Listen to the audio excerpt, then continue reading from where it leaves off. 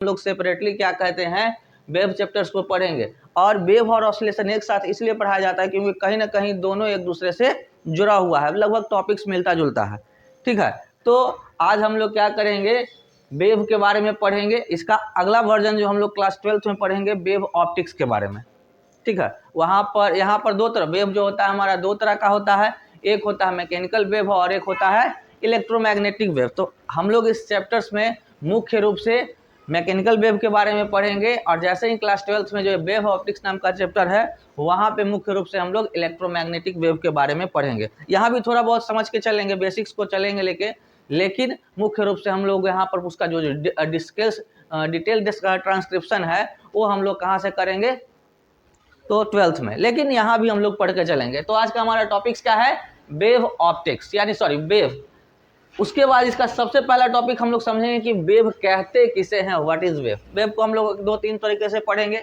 कि बोला गया है wave is travelling disturbance that transport energy from one location to another location. ठीक है, बोला गया है क्या कि वेव क्या है, एक तरह का डिस्टर्बेंस है। वेव क्या है, एक तरह का डिस्टर्बेंस है। डिस्टर्बेंस मतलब समझ में आते हो, तुम लोग अभी ध्यान से देख रहे हो, आप पीछे से क्या कहते हैं, प्रिंस एक चाट दे, मियाँ झंझना जाएगा, क्या होगा, कान गरमा जाएगा। क्यों गरमाया, वाइब्रेशन हुआ आपके कान में, माथा में वाइब्रेशन हुआ और गर्मी आया, एनर्जी जनरेट हुआ। ठीक है, हो सकता पीठ पर मारा एक घम हो, मियाँ माथा तक सनसन आया। ऐसा होता है ना कि काम आप कर रहे हैं और आप पीछे से, तो वो क्या होता है, तो आपके शरीर पर एक मुक्का लगा और दिमाग यहाँ से खिसियाया, इसका मतलब वाइब्रेशन हुआ होगा ना।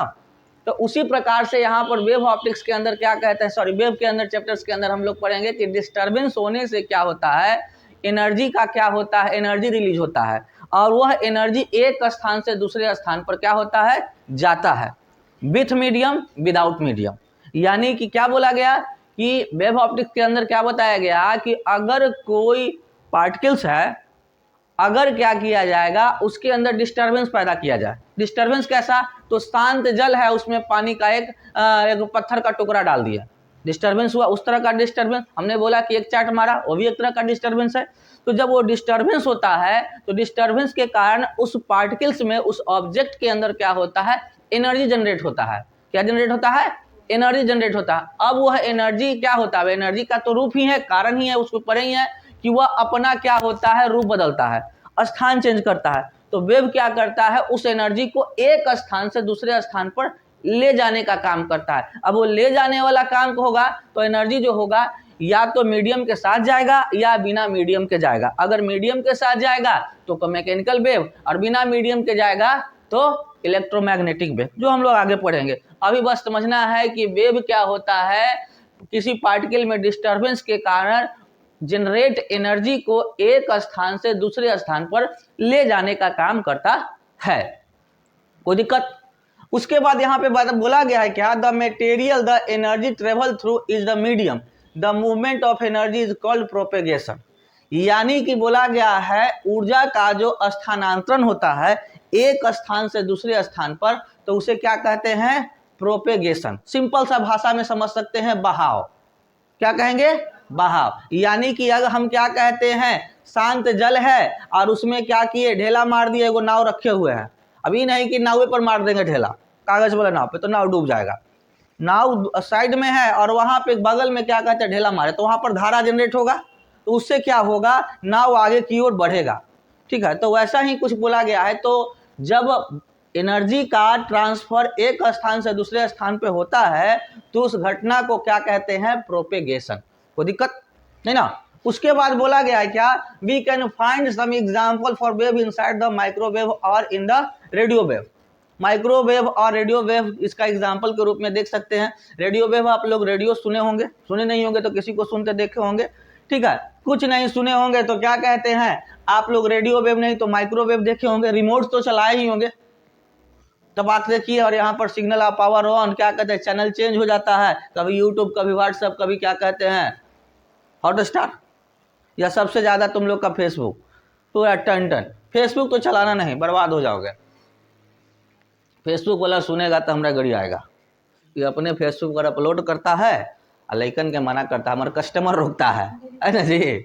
तो आगे की ओर चलते हैं कि अभी तक हमने समझा कि वेव कहते किसे हैं, तो किसी भी पार्टिकल्स के अंदर जो वाइब्रेशन जनरेट होता है, डिस्टर्बेंस जनरेट होता है, डिस्टर्बेंस के कारण जो एनर्जी क्या होता है, एक स्थान से दूसरे स्थान पर मूवमेंट करता है, तो उस मूवमेंट को ही क्या कहते हैं, वेव कहते हैं। किस तरह से, तो इस तरह से क्या होता है, प्रोपेगेट करता है। कुछ हम लोग और आगे की ओर चल के देखेंगे।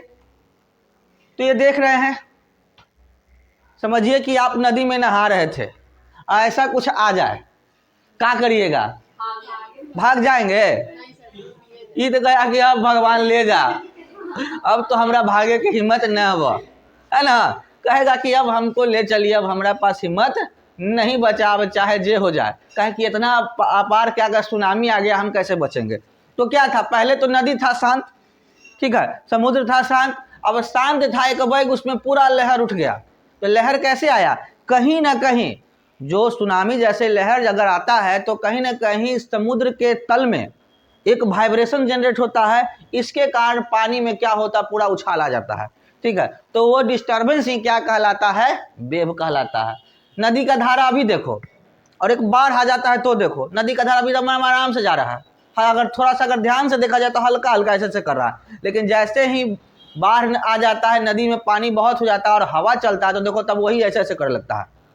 तो क्यों हो रहा है, अभी हवा कम चल रहा है तो पानी में हवा कम टकरा रहा है, जिस कारण से क्या हो रहा है, वो हल्का हल्का मूवमेंट कर रहा है। लेकिन जैसे ही वो पानी का हवा तेज हो जाता है तो पानी में तेज से टकराता है, जब तेज से टकराएगा तो ऐसे से करेगा।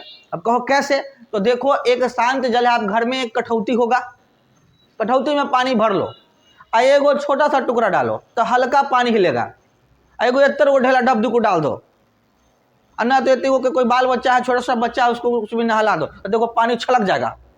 यानी क्या हुआ, ज्यादा डिस्टर्बेंस तो ज्यादा वाइब्रेशन, कम डिस्टर्बेंस तो कम वाइब्रेशन। कोई दिक्कत यहाँ तक नहीं ना। तो वही चीज को यहाँ पर एक डिस्टर्बेंस के रूप में दिखाया गया है कि अगर इस तरह का वाइब्रेशन होता है तो वाइब्रेशन के कारण क्या होता है, उसके अंदर एक वेव जनरेट होता है, और वो वेव क्या होता है, मान लेते हैं कि गौरीचक में सुनामी आएगा तो फतुहा में क्या होगा, डिस्टर्बेंस नहीं होगा, उसका तो असर होता है। देखते हो कहीं पे क्या होता है, खूब पानी बरस रहा है, उत्तराखंड में बरस रहा है, तो यहाँ का मौसम ठंडा नहीं होता है, कहते हो ना कि दिल्ली में पानी पड़ा है, वही चलते लगता है यहाँ के मौसम ठंडाइल है। यानी कि उसका असर थोड़ा बहुत धीरे धीरे क्या होता है, प्रोपेगेट होके हम लोग के पास भी आता है। कोई दिक्कत नहीं ना। आगे की ओर चलते हैं, यहां पे बताया गया डिफिनीशन ऑफ वेव को एक और ढंग से बताया गया है कि वही चीज को, the disturbance that transfer energy from place to place, बोला गया है क्या कि वह क्या होता है, डिस्टर्बेंस जो एनर्जी को एक स्थान से दूसरे स्थान पर क्या होता है, मूवमेंट कराता है, तो उसे क्या कहते हैं, वेव कहते हैं। व्हाट कैरीज वेव, वेव क्या कैरी करता है, मतलब क्या ले जाता है, कैसे जाता है, तो बोला गया है a medium is that material through which wave travel. बोला गया है क्या कि क्या कैरी करता है, तो मीडियम को कैरी करता है, या मीडियम की मदद से जो एनर्जी जनरेट होता है या उससे जुड़ा जो पार्टिकल्स होता है उसको क्या करता है, एक स्थान से दूसरे स्थान पर ले जाता है। अभी हम बोल रहे हैं तो अंदर वाइब्रेशन हो रहा होगा तब ना साउंड निकल रहा है। अब ये साउंड क्या कर रहा है, हवा की मदद से आपके पास क्या हो रहा है, प्रोपेगेट होकर जा रहा है।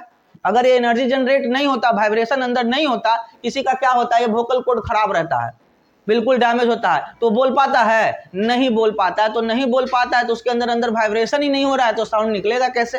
तो जिस तरह से हमारे बॉडी के अंदर वाइब्रेशन हो रहा है, साउंड निकल रहा है, और निकलने के बाद through the medium, with the help of medium, medium क्या, तो हमारा एयर, टेलीफोन पे कहते हैं तो इलेक्ट्रॉनिक सिग्नल होता है, वो क्या करता है, हमारे सिग्नल, हमारे एनर्जी को, हमारे साउंड्स को क्या करता है, एक स्थान से दूसरे स्थान पे ले जाने का काम करता है। कोई दिक्कत यहाँ तक नहीं ना।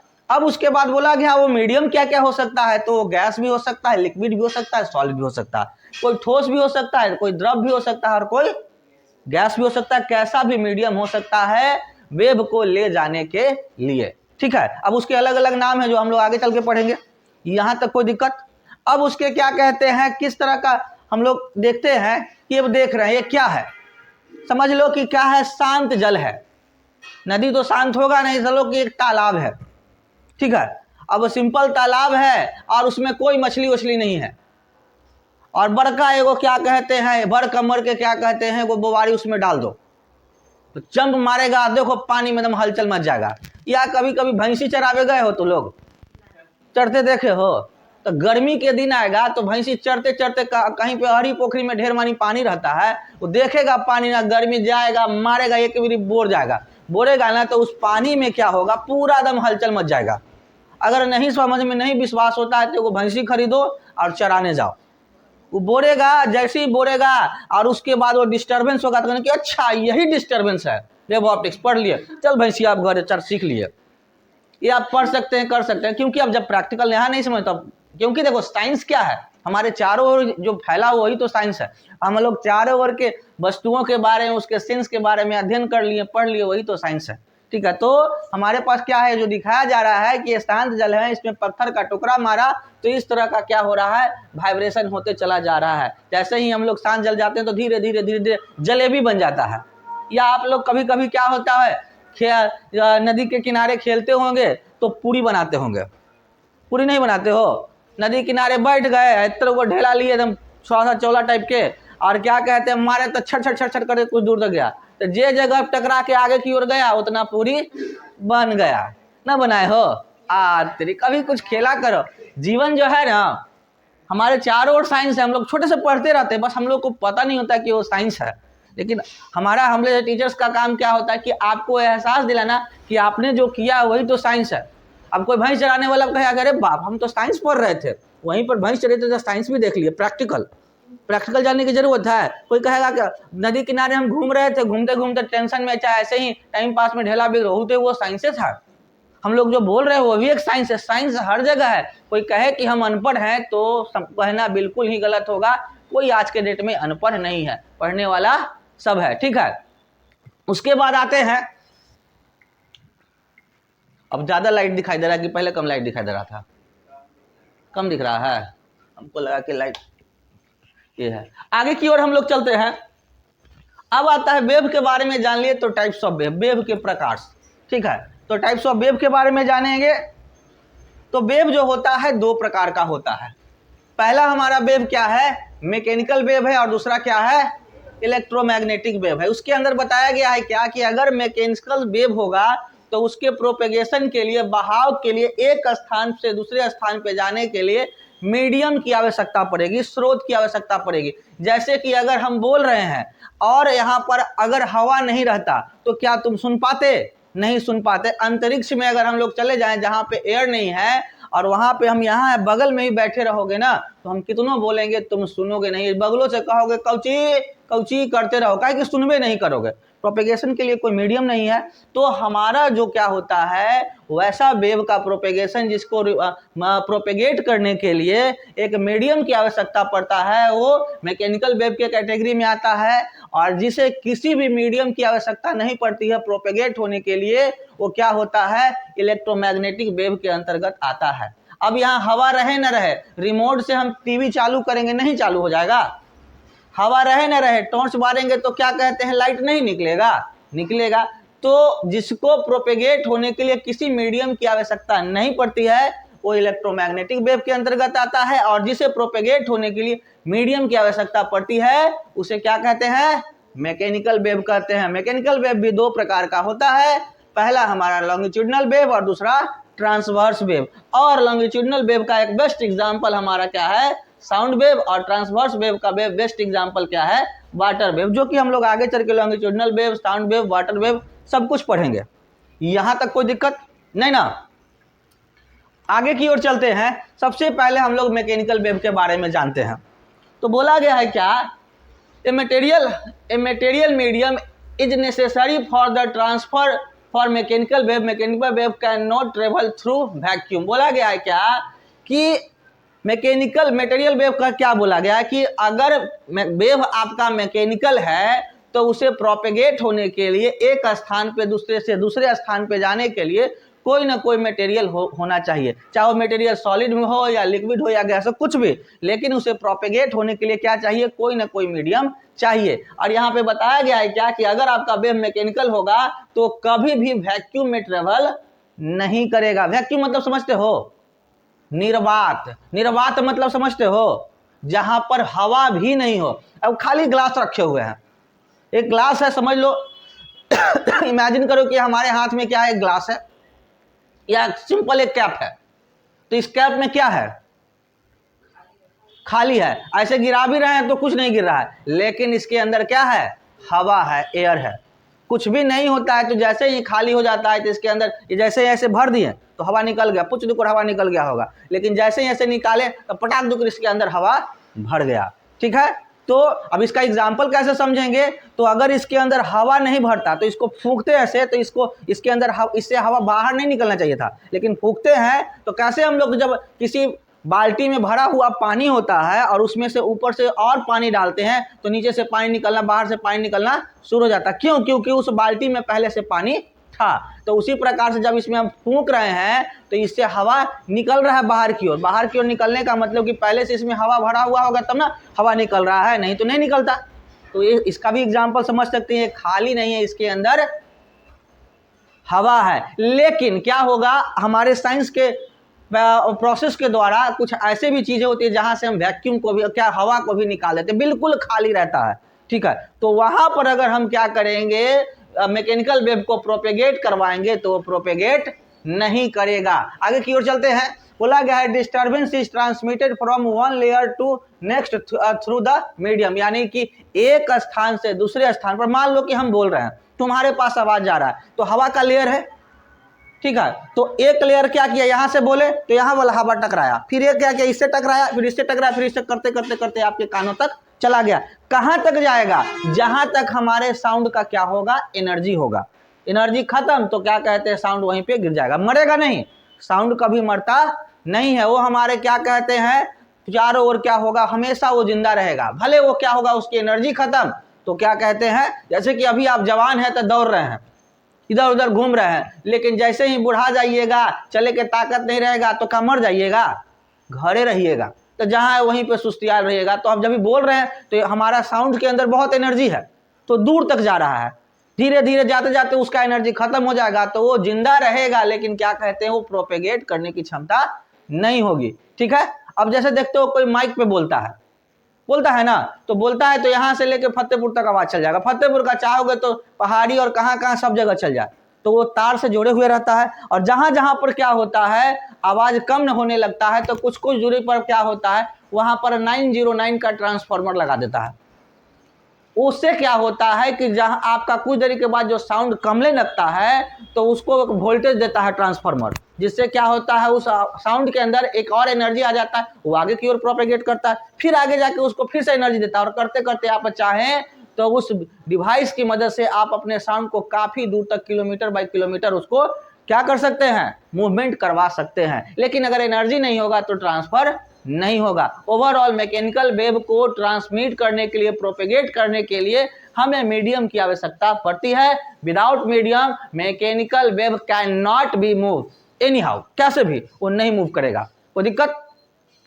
उसके बाद यहाँ पे बोला गया है क्या, यहाँ पर एग्जाम्पल के रूप में, फिगर्स के रूप में दिखाया गया है कि जब उसको मीडियम मिल जाएगा तो इस तरह से क्या कहते हैं, मूवमेंट करेगा हमारा। अब यहाँ पे देखिए दो तरह के वेव्स को दिखा रहा है, एक हमारा वेव दिखा रहा है क्या, लॉन्गिट्यूडनल, और दूसरा क्या हो रहा है, ट्रांसवर्स। तो हम लोग बारी बारी से दोनों वेव को देखेंगे, लॉन्गिट्यूडनल को भी देखेंगे और ट्रांसवर्स को भी देखेंगे। तो अभी तक जो हमने बताया उसमें कोई दिक्कत है ना, जहां दिक्कत होगा बोलना। इसी तरह से क्या होता है, हमारा मैकेनिकल वेव क्या होता है, पार्टिकल को एक स्थान से दूसरे स्थान पर क्या होता है, ले जाता है। अभी इसका एग्जाम्पल आप लोग कहीं इसको देख के, इस फिगर को देख के कुछ याद आ रहा है, कुछ किए हैं ऐसा प्रैक्टिकल, हाँ बोलिए, दिमाग लगाइए। रस्सी ऐसे पूरा करते हैं तो नहीं होता है, कभी कभी क्या होता है, आपको इस बॉडी को बनाने के लिए क्या होता है, जिम ट्रेनर क्या होता है, एक रस्सी दे देता है, कहता है ऐसे ऐसे ऐसे ऐसे ऐसे करिए। इससे क्या होता है कि रस्सी तो वाइब्रेट कर ही रहा है, लेकिन आपका बॉडी मसल्स भी क्या होता है, उसके अंदर वाइब्रेशन आता है, आपकी एनर्जी को कैचअप करता है, आपके हाथ के अंदर, आपके बोन्स के अंदर एनर्जी आता है। तो अलग मैटर है कैसे एनर्जी आता है, लेकिन बस इस तरह का जो होता होगा, ये क्या हो रहा है, वहां पर जब रस्सी ऐसे करते हो तो पूरा ऐसे ऐसे ऐसे एकदम हल्फा मारता होगा। ठीक है, या कभी पतला क्या कहते हैं, पाइप से मोटर को वाला पानी डायरेक्ट चालू कर दिए, एकदम सांप ऐसा ऐसा लोटे लगेगा, तो वो भी क्या होता है, उस पाइप के अंदर क्या हो गया, डिस्टर्बेंस पैदा कर रहा है, वो निकलने के लिए चाह रहा था, पूरा सांप ऐसा पूरा लोटेगा। ठीक है, या कभी 33,000 तार गिर जाए, देखो कैसे एकदम छल छल छल छल करेगा, गिरेगा, उसके आसपास जाए तो आदमी छल छल आ जाएगा। तो आगे की ओर चलते हैं। जहाँ दिक्कत होगा बोलना जी। टाइप्स ऑफ वेव में हम लोग पढ़ेंगे क्या कि दो तरह के वेव्स होते हैं, ट्रांसवर्स वेव और लॉन्गिट्यूडनल वेव। यहाँ पे सबसे पहले बताया गया ट्रांसवर्स वेव क्या होता है, तो उसके बारे में समझते हैं। तो बोला गया है क्या, transverse wave motion is that wave motion in which individual particle of medium execute simple harmonic motion. बोला गया है क्या कि ट्रांसवर्स वेव मोशन एक उस प्रकार का वेव मोशन होता है जिसमें एसएचएम होता है। हमने प्रीवियस में ऑसिलेशन में पढ़ा है सिंपल हार्मोनिक मोशन, पढ़ा है कि नहीं, कि भूल गए, खा पी गए? इतना बड़ा पेट है, खाइए गए होगे। ठीक है, एक मूवी देखते हैं, देखे थे, क्या कहते हैं, हेरा फेरी या फिर हेरा फेरी देखे थे। तो उसमें एक हीरो होता है, हीरो कौन होता है ध्यान नहीं है, लेकिन हीरो होता है, उसको बेचारा खांसी हो जाता है। तो उसमें परेश रावल जो होता है वो कहता है कि जाओ एक पैक मार लो, ठीक हो जाएगा खांसी। तो कहता है आप कहिए खांसी से मतलब दारू पियेंगे तो खांसी ठीक हो जाएगा? तो कि अरे तू क्या बात करते हो, इस दारू में हमारे बाप चल गया, बाप के प्रॉपर्टी चल गया, हम ही जाने वाले हैं, तो तुम्हारा खांसी का चीज़ है वो चल जाएगा, टेंशन मत लो, सब चल जाएगा। तो वही वाला बात है यहाँ पर कि क्या कहते हैं, आप लोग जितना पढ़ाए, पढ़ाने के लिए सर हाई पढ़ाइए हाउ पढ़ाइए कब करिए, लेकिन आप क्या पढ़ते हैं, मेहनत करिएगा तब ना, बिना किए हुए कोई उपाय नहीं है। हर चीज़ को बहुत तोड़ तोड़ के बताते हैं, लेकिन ध्यान दीजिएगा तो समझ में आएगा। तो ट्रांसवर्स वेव जो होता है किस तरह का वेव होता है, तो सिंपल हार्मोनिक मोशंस के अंदर जो वेव जनरेट होता है वो किस तरह का होता है, ट्रांसवर्स वेव ही होता है। इसके मतलब क्या होता है, about their mean position its direction perpendicular to the direction of propagation of wave. यानी कि बोला गया है क्या कि मीन पोजीशन से वेव का जो प्रोपेगेशन होता है दोनों एक दूसरे का क्या होता है, परपेंडिकुलर होता है। परपेंडिकुलर यानी कि दोनों के बीच में 90 डिग्री का कोण होता है। ठीक है, उसके बाद बोला गया है क्या, the wave itself is known as transverse wave. Wave is a string, ripple on the surface of water, movement of a string. ये सारे म्यूजिकल इंस्ट्रूमेंट जितने भी होते हैं, गिटार वगैरह जो हम लोग इस तरह से बजाते हैं, तो वहां पर क्या होता है, जो मतलब कुछ इस तरह से समझ सकते हैं, जो डिस्टर्बेंस का प्रोपेगेशन होता है और जो मीन पोजीशन है, कुछ इस तरह से समझ लो, और इस तरह से मोशन कर रहा है, तो ए मोशन और ये मीन पोजीशन दोनों के बीच का जो एंगल होगा वो कैसा होगा, 90 डिग्री का होगा, परपेंडिकुलर होगा। तो उस तरह के मोशन को क्या कहते हैं, ट्रांसवर्स मोशन कहते हैं। कुछ भी याद नहीं रहे तो इतना याद रखिए कि एसएचएम के अंदर, सिंपल हार्मोनिक मोशन के अंदर जो वाइब्रेशन उत्पन्न होता है उसको क्या कहते हैं, ट्रांसवर्स वेव कहते हैं। ऐसे भी कह सकते हैं जो म्यूजिकल इंस्ट्रूमेंट के अंदर जो वेव जनरेट होता है वो ट्रांसवर्स वेव होता है। ऐसे भी कह सकते हैं कि ट्रांसवर्स वेव जो होता है मीन पोजीशन और प्रोपेगेशन के डायरेक्शन ऑफ प्रोपेगेशन के क्या होता है, परपेंडिकुलर होता है। तो आपको जैसे याद करना है वैसे याद कर लीजिए, लेकिन याद करके रखिए, कोई दिक्कत। अगला आते हैं लॉन्गिट्यूडनल वेव की ओर, इसके बारे में और डिटेल करेंगे। The wave in which the individual particle of medium execute simple harmonic motion about their mean position along the direction of propagation of wave are called longitudinal wave। अब यहाँ पर देखो दोनों में अंतर क्या है कि मीन पोजिशन, यहाँ पर एसएचएम हो रहा है, वहां पे भी एसएचएम हो रहा है, लेकिन दोनों में अंतर क्या है, तो प्रोपेगेशन और मेन पोजिशन के बीच में क्या हो, 90 डिग्री का कोण बना रहा है। कहाँ पे, ट्रांसवर्स वेव में। लेकिन लॉन्गिट्यूडनल वेव में 0 डिग्री का कोण बनाएगा। जिधर मेन पोजीशन होगा उधर की ओर ही क्या होता है, प्रोपेगेशन होगा। तो समझो कि वो क्या कर रहा है, लॉन्गिट्यूडनल वेव कर रहा है। सिंपल कि लॉन्गिट्यूडनल वेव के अंदर क्या होता है, मीन पोजीशन और वेव प्रोपेगेशन दोनों एक दूसरे के साथ होता है, और ट्रांसवर्स वेव में क्या होता है, 90 डिग्री का होता है। कोई दिक्कत नहीं ना। आगे की ओर हम लोग चलते हैं और इसका डिटेल करने के लिए कि मीडिया फॉर लॉन्गिट्यूडनल वेव, ठीक है, पता चल रहा है, चलिए पता है नहीं चल रहा है, नहीं चलेगा तो बोलना, उसका दूसरा उपाय करेंगे। तो बोला गया fluid as well as solid can sustain compressive strain, therefore longitudinal wave can propagate in all elastic medium. बोला गया है क्या कि अगर लॉन्गिट्यूडनल वेव होगा तो जितना इलास्टिक मीडियम होगा, इलास्टिक मीडियम मतलब समझते हो नहीं, लचीला। एक से किसी से लिए थे 5 रुपया हाँ तुमसे ना, तो उससे क्या लिए थे तुमसे हम, क्यों लिए थे, स्प्रिंग के लिए। तो स्प्रिंग देखते हो वाइब्रेशन रहता है, लचीला होता है। किसी का रबर है, कोई पहन ले जी, लाओ तो दिखाते नहीं, लाओ झोटा कबार के, नहीं तो पीगो। देखो ये क्या है, ऐसा है, अब इसको ऐसे खींच रहे हैं, फिर ऐसे हो जा रहा, फिर ऐसे खींच रहे, फिर ऐसे हो जा रहा। तो ये जो इस तरह का अगर क्या कहते हैं, अगर लचीलापन आए किसी ऑब्जेक्ट के अंदर तो समझो कि उसके अंदर क्या है, इलास्टिसिटी है। तो ये जो इलास्टिसिटी और ऐसे छोड़ रहे हैं तो ये किस तरह का वेव जनरेट कर रहा है, लॉन्गिट्यूडनल वेव जनरेट कर रहा है। यानी कि जितने भी इलास्टिक ऑब्जेक्ट होंगे उसके अंदर जो डिस्टर्बेंस वाइब्रेशन जनरेट होता है वो लॉन्गिट्यूडनल टाइप होता है। कोई दिक्कत नहीं ना। चलिए आगे की ओर चलते हैं। ए मीडियम, उसका कुछ कैरेक्टर होता है हम लोग समझेंगे।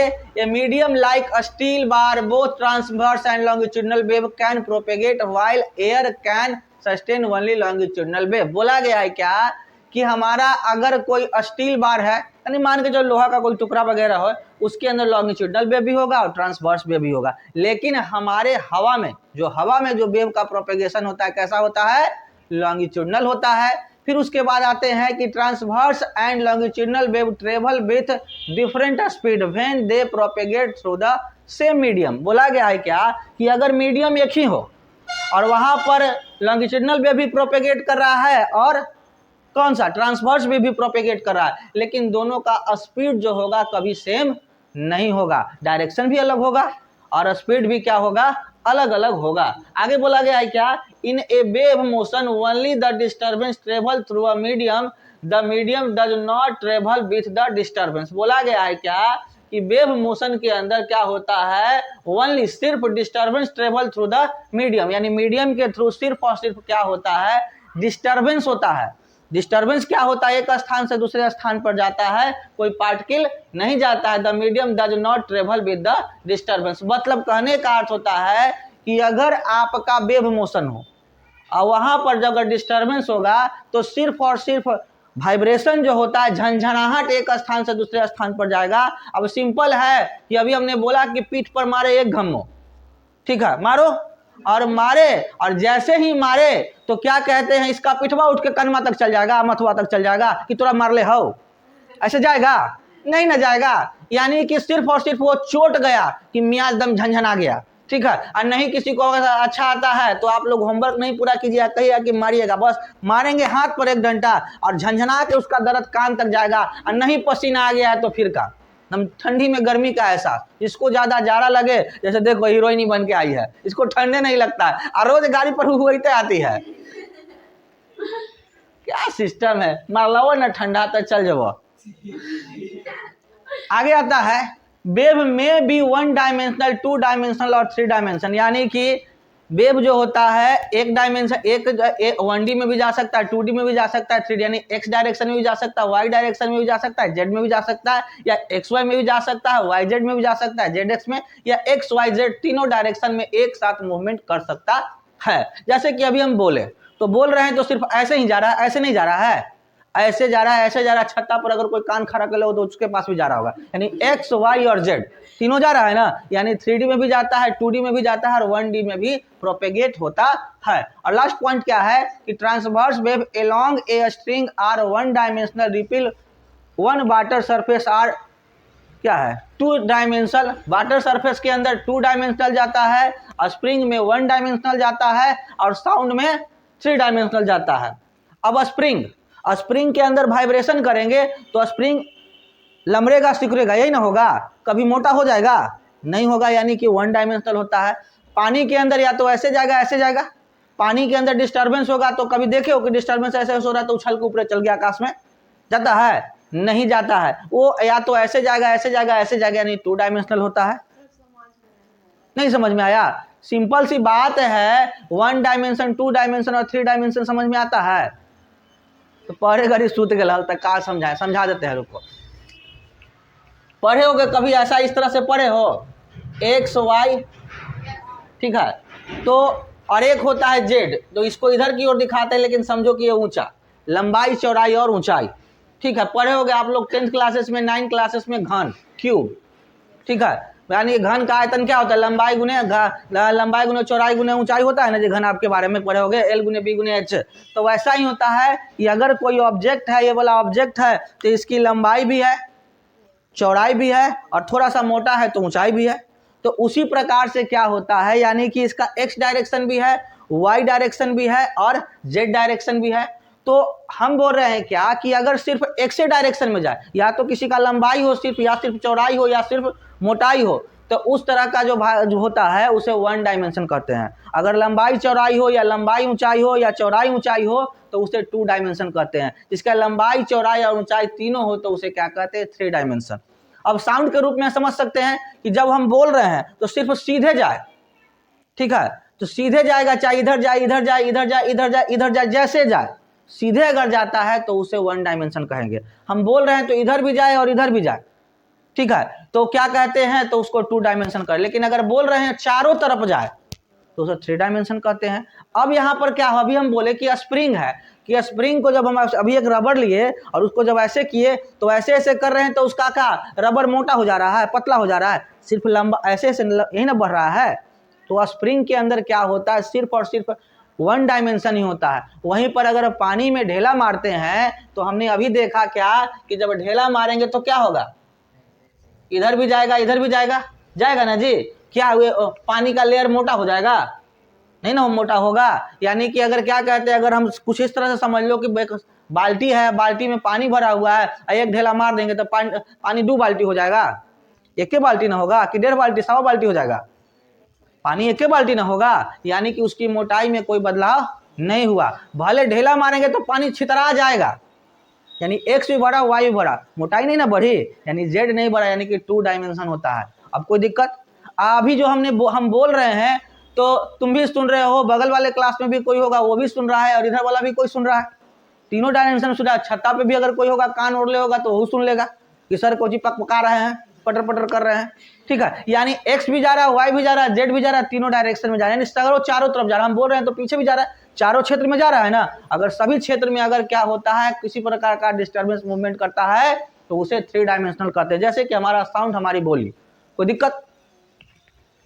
चलिए, बच्चा के पढ़ाई पड़ जाता है कभी कभी, चलो कोई बात नहीं है, दिक्कत हो तो बोलो, समस्या बोलोगे तभी उसका समाधान होगा। अब उसी को यहाँ पर ट्रांसवर्स वेव को फिर से वहां पर एक्सप्लेन किया गया है, तो आप लोग नोट कर लीजिएगा, अगर कहीं से डाउट्स होगा तो पूछ लीजिएगा।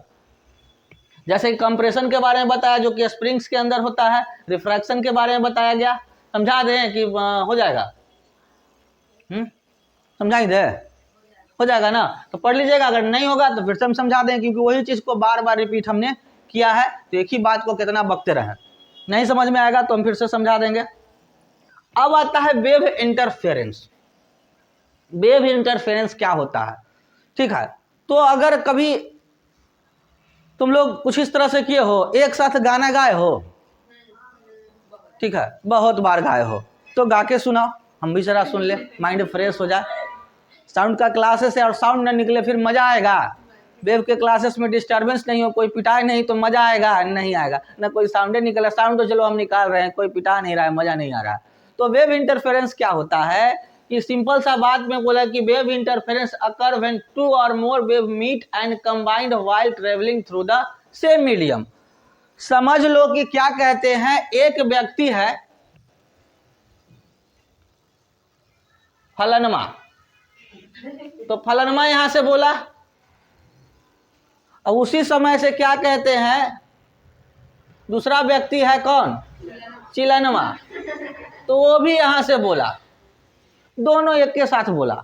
और बोला भी कैसे, तो बोला गया है क्या कि when interference occur when two or more wave meet are combined while travelling through the same medium. Medium same है, तो कभी ऐसा होता है कि आप बोल रहे हैं तो क्या कहते हैं कि पापा, तो इधर से एगो छोट तुम्हारा भाइयों बोला पापा, तो हम बोले तू चुप रहा, हमरा बोले दे। कभी कभी शिकायत करते होगे तो ऐसा होता होगा, दोनों एक के साथ बोले तो पापा कंफ्यूज होने की बेटिया बोली थे कि बेटवा बोली थे, क्या बोले रे, अंतिम में ज्यादा कंफ्यूज किया है दोनों के दू तरी कि पगला के छोड़ रहता है दिन भर। तो वैसे ही क्या कहते हैं, फलनवा चिलनवा एक साथ बोला, तो एक साथ बोलेगा तो आगे चल के क्या होगा, सुनने वाला कोई लिसनर होगा तो वो क्या करेगा, लिसनर मान लो कि क्या कहे तो दो एक के साथ सुनेगा तो पगलवे होगा, ठीक है। तो फलनवा चिलनवा जो बोला उसको क्या कहते हैं, एक साथ आगे चल के क्या हो गया, दोनों कंबाइंड हो गया, ये कंबाइंड हो गया और ये पगलवा ने सुन लिया, ठीक है। तो फलनवा ने बोला y1 और चिलनवा ने बोला y2, और दोनों जागे चल के क्या कहते हैं, पगलवा सुना तो y बराबर क्या हो गया, y1 प्लस y2। तो अगर कोई व्यक्ति एक साथ सेम वेव सेम फ्रीक्वेंसी का क्या होता है, डिस्टरबेंस पैदा करता है कोई ऑब्जेक्ट, ठीक है, तो आगे जाके दोनों क्या होता है, मैच कर जाता है, मतलब कि एक साथ ज्वाइंट हो जाता है, यानी कि y1 और y2 जुड़ जाता है, तो उस तरह के इंटरफेरेंस को क्या कहते हैं, वेव इंटरफेरेंस। ऐसा भी होता है क्या कि कभी कभी बोलते हैं तो बोलने के बाद क्या हो जाता है, एक साथ हो जाता है, और कभी कभी अलग अलग थोड़ा सा फ्रीक्वेंसी हो जाता है तो वो अलग अलग भी हो जाता है। जैसे कि अगर हम लोग गाना सुनते हैं, ठीक है, तो गाना सुनते हैं तो गाना सुनने के दौरान क्या होता है, उसके अंदर एक जो गायक होता है वो गाता है और उसके साथ साथ क्या चलता है, म्यूजिक, ठीक है, तो क्या ऐसा हो सकता है कि गाना को अलग कर दें और म्यूजिक को अलग कर दें? हो सकता है, ऐसा हो सकता है। आज डिवाइस ऐसा हो चुका है कि साउंड बिल्कुल रुक जाता है, सिर्फ आवाज़ जाएगा। अगर हम लोग थोड़ा बहुत तो हम लोग घर पे भी कर सकते हैं, जब हम लोग क्या कहते हैं, गाना सुनते हो तो उसका बेस ट्रेबल जरा डांस वाला हो तो कहते हो कि बेबी को बेस पसंद है तो बेस बढ़ा दो, डिम डिम डिम। और क्या कहते हैं, बउआ को झनकार पसंद है तो छन छन छन छन छन, ये जो तेरे पायलों की छन छन है, छन छन बढ़ा देता है। तो डिम डिम और छन छन हम लोग अपने हिसाब से बढ़ा घटा सकते हैं, ठीक है। तो वो बोला गया है क्या कि अगर दोनों को हम लोग अलग कर देंगे, अगर कोई भी इंटरफेरेंस और वेव जो होगा उसको अलग अलग कर देंगे तो उसको बोलते हैं डिस्ट्रक्टिव वेव, और अगर जोड़ देते हैं तो उसको क्या कहते हैं, कंस्ट्रक्टिव वेव। तो सिंपल सा, अगर y1 प्लस y2 अगर जुट के एक साथ क्या होता है, y निकलता है तो उसे कंस्ट्रक्टिव वेव कहते हैं। अगर वही y क्या होता है, y1 और y2 में अलग अलग हो जाएगा। अब सिंपल है, ये एक साथ ज्वाइंट हो सकता है तो क्या अलग नहीं हो सकता है, तो अलग भी हो सकता है। तो अगर अलग होता है इंटरफेरेंस वेव जो प्रोपेगेशन के दौरान अगर अलग होता है तो उसे डिस्ट्रक्टिव इंटरफेरेंस, अगर ज्वाइंट होता है तो उसे क्या कहते हैं, डिस्ट्रक्टिव इंटरफेरेंस। कोई दिक्कत? अब इसको यहाँ पे हम लोग थोड़ा सा और फिगर के द्वारा समझेंगे, जहां दिक्कत होगा बोलना है, बड़ा ही इंटरेस्टिंग चैप्टर है जी। यहां पर क्या है, करंट 1 है और करंट 2 है, यानी कि हमने क्या जोड़ दिया, माइनस और प्लस, और यहां पर बॉल बार दिया तो क्या हो गया, जुड़ गया ना। तो लाइट क्या निकल रहा है, कह रहा है इन्हें से कि इन्हें वाला माइनस इन्हें जाएंगे, प्लस इन्हें जाएंगे। ये बॉल बढ़ रहा है तो माइनस तुम्हारे तरफ जा रहा है, प्लस मेरे तरफ आ रहा है, मिला हुआ लाइट आ रहा है ना जी। हम बोल रहे हैं तो हो सकता है वाइब्रेशन भी जनरेट होगा, तो साउंड मेरा जो है इधर जा रहा है, भारी वाला साउंड इधर जा रहा है, पतला वाला साउंड इधर जा रहा है, दोनों मिला के जा रहा है। तो मिल के जाता है तो कंस्ट्रक्टिव इंटरफेरेंस, और अलग अलग होकर जाता है तो उसका डिस्ट्रक्टिव इंटरफेरेंस। और इसका डायग्राम के थ्रू और भी डिटेल से दिखना है, एनिमेशन के थ्रू, तो इसका अलग से हमने कंस्ट्रक्टिव और डिस्ट्रक्टिव का एक वीडियो बना लिया, तो आप वहां से आप देख सकते हैं, समझ सकते हैं। फिर भी दिक्कत होगा तो क्लासेस में आके फिर से पूछ सकते हैं, ठीक है। अब आता है कुछ टर्म है यहाँ पर जो हम लोग समझेंगे, कुछ इंपॉर्टेंट, जैसे कि वेवलेंथ किसे कहते हैं, फ्रीक्वेंसी किसे कहते हैं, टाइम पीरियड किसे कहते हैं, उसके कुछ फॉर्मूलाज है, उसको हम लोग देखेंगे। तो सबसे पहले वेवलेंथ क्या होता है, तो बोला गया है कि it is the length of one wave. मान लेते हैं सपोज दैट कुछ ऐसे वाइब्रेशन होता है, तो अगर कोई यहां से मीन पोजीशन से एक पोजीशन तय किया यहां तक, तो बोला गया है क्या कि उसका वेवलेंथ कितना हो गया, एक पूरा हो गया। तो अगर जहां से एक सेकेंड के अंदर, बोला गया है distance travel by wave in one time period is called wavelength. बोला गया है क्या कि अगर एक टाइम पीरियड में, एक आवर्त काल में कोई पार्टिकल डिस्टर्बेंस के बाद जो एरिया तय करता है, दूरी तय करता है, तो उसे ही उसका क्या कहते हैं, वेवलेंथ। मान लेते हैं एक सेकेंड में यहां से यहां तय किया तो इसका वेवलेंथ ए हो गया, और वेवलेंथ को हमेशा लेमडा से सूचित करते हैं, ठीक है। वेवलेंथ को किससे सूचित करते हैं, लेमडा से। अगर क्या कहते हैं एक सेकेंड में इतना दूरी तय किया तो यही इसका क्या हो गया, वेवलेंथ हो गया।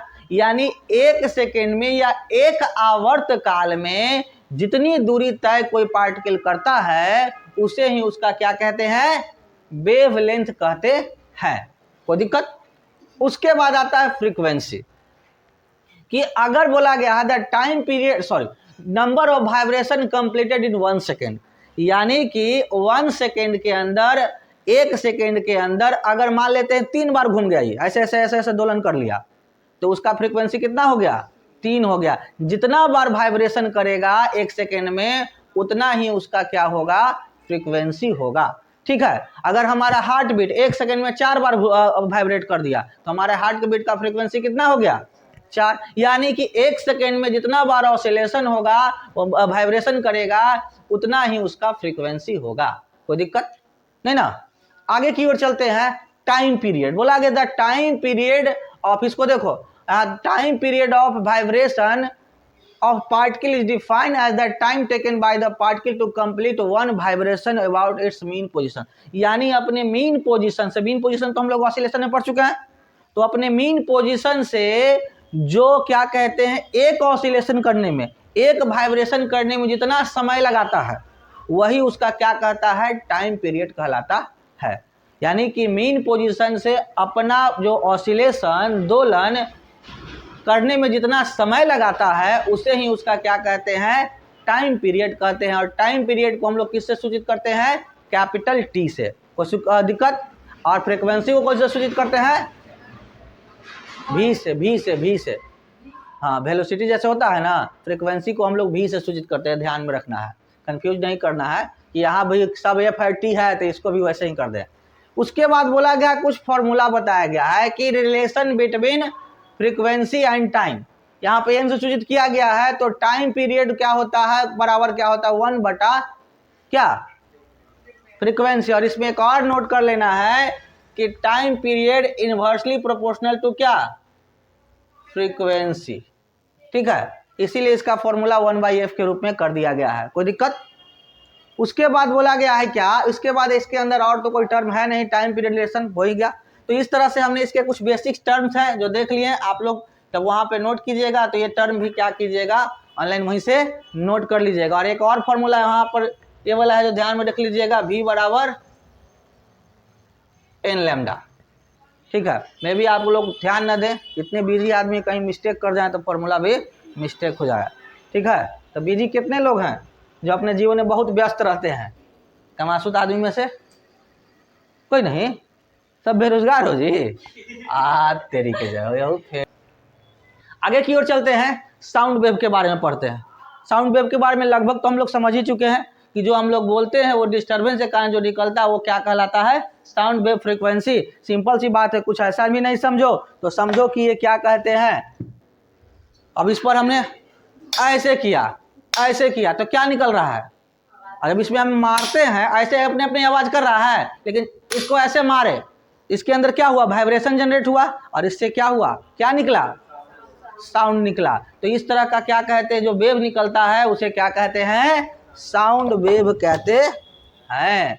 अब उसके बाद इसके आगे की ओर चलते हैं कि sound wave is a longitudinal wave that carry energy and information through a medium such as air, water, solid. बोला गया है क्या कि साउंड वेव क्या होता है, किस प्रकार का वेव होता है, तो लॉन्गिट्यूडनल वेव होता है। वो क्या करता है, एनर्जी को कैरी करता है और एक स्थान से दूसरे स्थान पर क्या करता है, ट्रांसफर करवाता है। ट्रांसफर करवाने के दौरान क्या करता है, जब ट्रांसफर कराता है तो कैसे, तो विथ द मीडियम। मीडियम क्या होना चाहिए, या तो कोई हवा होना चाहिए, पानी होना चाहिए, या कोई सॉलिड मटेरियल होना चाहिए। तो हवा पानी आप जानते हैं, सॉलिड मटेरियल हमने देखा, हमारे जब तक वो टकराया नहीं तो आवाज़ निकल रहा था, नहीं निकल रहा था। कोई सॉलिड मटेरियल से भी, या देखते हो कभी किसी लोहार वगैरह के दुकान पे जाओगे, गेट गिरे तो दिन भर ढन ढन हथौड़ी पीटते रहता है, उससे साउंड निकलते जा रहा है। तो क्या हवा में हथौड़ी मारेगा तो आवाज़ निकलेगा, नहीं निकलेगा। तो कोई सॉलिड मटेरियल चाहिए जिससे कि क्या होता है, साउंड निकलता है। तो ये सारे वेव क्या कहलाते हैं, साउंड वेव कहलाते हैं। When an object vibrate disturbance the particle in the surrounding medium, these particle then disturb the particle next then. तो वही चीज बोला गया है क्या कि जब क्या होता है, पार्टिकल वाइब्रेट होता है, तो वाइब्रेट करने के बाद उसके अंदर एक डिस्टर्बेंस यानी कि हिट करते हैं तो डिस्टर्बेंस आता है। डिस्टर्बेंस के कारण हमारे सराउंड में क्या होता है, 3D में क्या होता है, साउंड प्रोपेगेट होता है और अलग अलग एंगल में उसको हम लोग सुन पाते हैं। कोई दिक्कत? अब उसके अंदर आता है कि कुछ कुछ टर्म है, here some characteristics of sound wave. कुछ कुछ टर्म होता है जिसको हम लोग क्या कहते हैं, साउंड वेव का, जो हम लोग जानेंगे। सबसे पहला क्या है, एम्पलीट्यूड। एम्पलीट्यूड इसके बारे में हमने प्रीवियस में ही बता दिया था, आप लोग कहे थे कि ये तो हमारे आउट ऑफ द टॉपिक है। ठीक है, तो टॉपिक्स के अंदर एक दूसरे से मिलता जुलता ही है। तो बोला गया how loud the sound is, how loud the sound is, यानी कि हमने बताया था कि अगर हम लोग गाना सुनते हैं तो आवाज़ को बढ़ाते हैं, मतलब समझो कि एम्पलीट्यूड को बढ़ा रहे हैं, यानी जितना तेज आवाज़ है उतना ही ज़्यादा एम्पलीट्यूड है, जितना कम आवाज़ है उतना ही क्या कहते हैं, कम एम्पलीट्यूड है। तो उसको अगर ग्राफ से समझ सकते हैं तो जो ग्राफ दिया हुआ है, तो जो हाइट है वही उसका क्या दिखाता है, एम्पलीट्यूड दिखाता है। कोई दिक्कत? उसके बाद बोला गया frequency, the pitch of the sound, यानी कि सिंपल सा समझ सकते हैं कि भारी आवाज़ और पतला आवाज़, जितना भारी आवाज़ उतना कम फ्रीक्वेंसी, जितना पतला आवाज़ उसका उतना ही कम फ्रीक्वेंसी, ज़्यादा फ्रीक्वेंसी। पतले आवाज़ यानी कि बच्चों के आवाज़ का फ्रीक्वेंसी क्या होता है, अधिक होता है, और बुजुर्ग के आवाज़ का फ्रीक्वेंसी क्या होता है, कम है। तो मेरा ज़्यादा है कि कम है जी? लाउड है, तो यानी लाउड है तो बच्चा है अभी। आज देखो नहीं, मतलब कि बुढ़ा हो गया। चलो भाई, जैसे खुश रहो वही समझ लेते हैं। उसके बाद आते हैं वेवलेंथ। तो अभी हमने बता ही था कि physical property of sound is called wavelength, यानी कि फिजिकल प्रॉपर्टी कहने का मतलब कि अगर हम जो बोल रहे हैं तो 1 सेकेंड में जितनी दूरी हमारा आवाज तय करेगा वही उसका क्या कहलाएगा, वेवलेंथ कहलाएगा। कोई दिक्कत? उसके बाद आता है रिफ्रेक्शन स्पीड। तो sound travel at the around 350 metre per second air, हवा में बोला गया है कि उसका जो कि जो हम बोलते हैं और वो जितनी गति से क्या होता है, मूवमेंट करता है हमारा साउंड, वही उसका क्या होता है, स्पीड होता है। और एक मेजरमेंट के द्वारा बताया गया है कि हवा में आपका जो क्या कहते हैं, साउंड का जो स्पीड होता है कितना होता है, लगभग 350 मीटर पर सेकेंड होता है। सब ऑब्जेक्टिव में पूछता है जी, ठीक है। उसके बाद आते हैं रिफ्रैक्शन। रिफ्रैक्शन क्या होता है कि अगर हम बोल रहे हैं तो बोलने के बाद क्या हुआ कि रिफ्रैक्शन आप लोग पढ़े होंगे 10th में। रिफ्रैक्शन क्या होता है कि प्रकाश क्या होता है, कुछ इस तरह से समझो कि ये आपका क्या कहते हैं, ऐसे है मीडियम, यहां से प्रकाश आया और हल्का विचलित होके नॉर्मल से दूर या नॉर्मल की ओर क्या हो जाता है, रेयर से डेंसर या डेंसर से रेयर में जाता है, तो विचलित होके क्या होता है, एक स्थान से दूसरे स्थान पे चला जाता है, ठीक है। तो उसे क्या कहते हैं, प्रकाश का अपवर्तन। तो उसी प्रकार से साउंड भी क्या होता है, अपवर्तित होता है। तो अगर हम बोल रहे हैं तो आवाज़ क्या होगा, किसी दीवार से किसी वस्तु से टकरा के हल्का विचलित होकर नहीं उधर की ओर जा रहा होगा। इसका एग्जाम्पल है कि अगर हम बोल रहे हैं तो बगल के क्लासेस में आवाज़ जा रहा है, इसका मतलब रिफ्रैक्शन हो रहा है। उसी प्रकार से रिफ्लेक्शन क्या होता है साउंड का, कि अगर हम बोल रहे हैं और अगर सराउंडिंग कैमरा है, चारों तरफ से पैक कमरा है, वहाँ पे हम लोग बोलते हुआ कोना धोना खेले हो, तो कोना धोना में पूरा पैक रहता है रूम, और वहाँ पे अगर खुला वाला में भी लोग खेल लेता है, लेकिन अगर पैक में है तो अगर हम लोग या कहीं किसी हॉल में क्या कहते हैं, कभी रिंग सेरेमनी में गए हो या कोई शादी वादी में, तो वहाँ पर हॉल में जाओगे ना, ठीक है, तो बोलोगे एकदम हल्के तक पूरा आवाज़ निकलेगा। तो क्या हो रहा है, वहाँ पर साउंड का रिफ्लेक्शन हो रहा है कि अगर टकरा रहे हैं, जिसको हम लोग इको करें, कि हम लोग जब बोलते हैं एक बार बोलते हैं हुआ तो हुआ हुआ हुआ हुआ करता है ना, तो क्या हो रहा है, साउंड का रिफ्लेक्शन होता है। तो साउंड के सारे गुण होते हैं, इसमें कोई किसी को दिक्कत नहीं ना। आगे की ओर चलते हैं। ये क्या है, अंतरिक्ष है ना जी। यहाँ पर क्या कहते हैं, शक्तिमान आएगा और चक्र घुमाएगा, है ना, ठीक है। तो देखे उसमें दिखाता, एक समय शक्तिमान आया था, फिर से सुने कि आ रहा है, ठीक है। तो शक्तिमान आया था, उस समय तुम लोग तो नहीं देखे होगे, हम लोग समय सबसे फेवरेट धारावाहिक बच्चों का कोई था तो शक्तिमान, ठीक है। तो उसमें बच्चा इस तरह से हो गया था कि देखता था कि शक्तिमान ऐसे करके चक्कर मारता है ना, तो उस समय बाद में क्या कहते हैं, उस पर एडवर्टाइजमेंट दिया जाता है कि ऐसा बच्चे नहीं करना। कितना बच्चा क्या छत्ता पर जाता था, शक्तिमान अगर घूम के नीचे ढम, काम खत्म, कितना बच्चा डेथ कर गया। तो इस पर क्या कहते हैं, न्यूज़ वगैरह दिया जाने लगा, मतलब कि वही वहाँ पर जो शक्तिमान का जो पात्र मुकेश खन्ना कर रहे थे, वो फिर कहने लगे कि बउआ ये सब चीज़ करने की जरूरत है, सिर्फ एक काल्पनिक घटना, ऐसा कोई करने से घूमता नहीं है। नहीं तो सब बच्चा शक्तिमान बनने के चक्कर में ड्रेस खरीद लिया मार्केट से, छत पर जाके सोचा कि शक्तिमान में उड़ के नानी ही एक के फेरिए, कौन गाड़ी खरीदे, यहाँ पापा बोले कि मत जो, तक रुक कर छत्ता पर जाकर शक्तिमान बन के चल जाई थी वो। तो ऐसा कुछ होता नहीं था, तो वैसा ही कुछ है ये, ठीक है। ये है कुछ नहीं, समझ लो क्या किए आप लोग घर में, अगर क्या कहते हैं गाना पूरा बजने वाला डेक मशीन देखे हो, तो वहाँ पे जब क्या करते हैं, जैसे उसका ये है टीचर्स डे में लाया था। तो देखते हो कि जब गाना बजता है तो ऐसे ऐसे वाइब्रेट करता है, अगर ऐसे वाला हो तो ऐसे ऐसे करेगा, गोलाकार हुआ तो ऐसे ऐसे करेगा, ठीक है। तो आप अपने मोबाइल में भी इस तरह से जनरेट करके अगर रखता है तो वहाँ भी अगर MP3 वगैरह गाना चलता है तो इस तरह से म्यूजिक चलते रहता है। तो ये कर रहा है क्या कि जब एक साउंड निकलता है तो इस तरह से वाइब्रेशन करके क्या होता है, XYZ तीनों डायरेक्शन में क्या कर रहा है, देखो X भी जा रहा है, Y भी जा रहा है और Z भी जा रहा है, दिखा रहा है ना। तो तीनों डायरेक्शन में साउंड क्या होता है, प्रोपेगेट हो रहा है। इसमें कोई दिक्कत फिगर्स में नहीं ना। आगे की ओर चलते हैं।